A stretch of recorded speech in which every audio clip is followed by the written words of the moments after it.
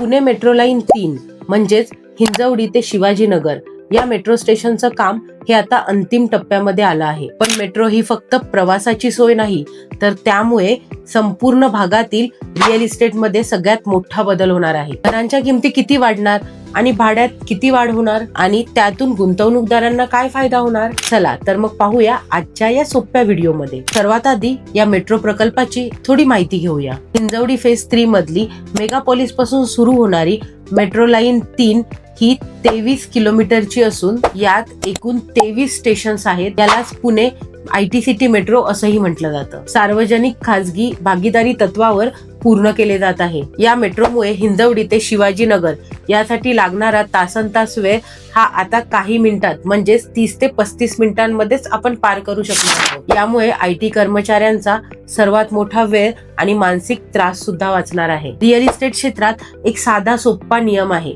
की जिथे कनेक्टिव्हिटी वाढते तिथे रिअल इस्टेटचे भाव हे हमखास वाढतात. यामुळेच वाकड, बाणेर, बालेवाडी आणि हिंजवडी या भागांमधील रिअल इस्टेट क्षेत्रात सर्वात मोठे असे 3 परिणाम होत आहेत. पहिलं म्हणजे प्रॉपर्टीच्या किमतीमध्ये वाढ. या भागात घराच्या किमती आधीच वाढू लागल्या आहेत, पण मेट्रो पूर्णपणे सुरू होताच मालमत्तेचे दर हे आणखी 15 ते 20% वाढण्याची शक्यता आहे. दुसरं म्हणजे रेंटल इन्कम. आता IT प्रोफेशनल्सला मेट्रोच्या जवळ राहणे हे अधिक सोयीस्कर वाटते. याचमुळे मेट्रोला लागून असलेल्या सोसायट्यांमध्ये भाड्यांची मागणी वाढत आहे आणि त्याचमुळे भाड्यांचे दरही वाढत आहे. आणि तिसरा पॉइंट म्हणजे व्यावसायिक वाढ म्हणजेच कमर्शियल ग्रोथ. प्रत्येक मेट्रो स्टेशनच्या 500 मीटरच्या आसपासच्या एरियामध्ये कॅफे, रेस्टॉरंट, ऑफिसेस आणि दुकानं यांसाठी सगळ्यात मोठी मागणी वाढत आहे. जर तुम्ही या परिसरांमध्ये गुंतवणूक करण्याचा विचार करत असाल तर तुमच्यासाठी काही महत्त्वाच्या टिप्स. जर तुमचे बजेट थोडं कमी असेल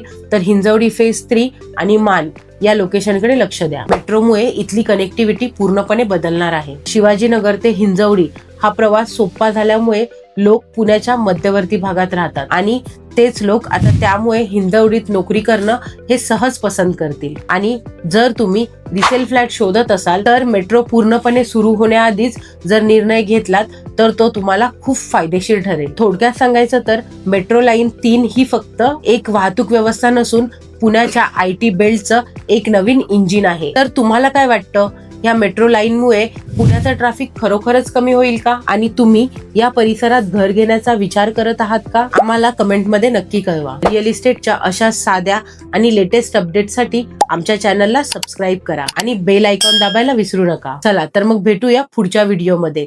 धन्यवाद.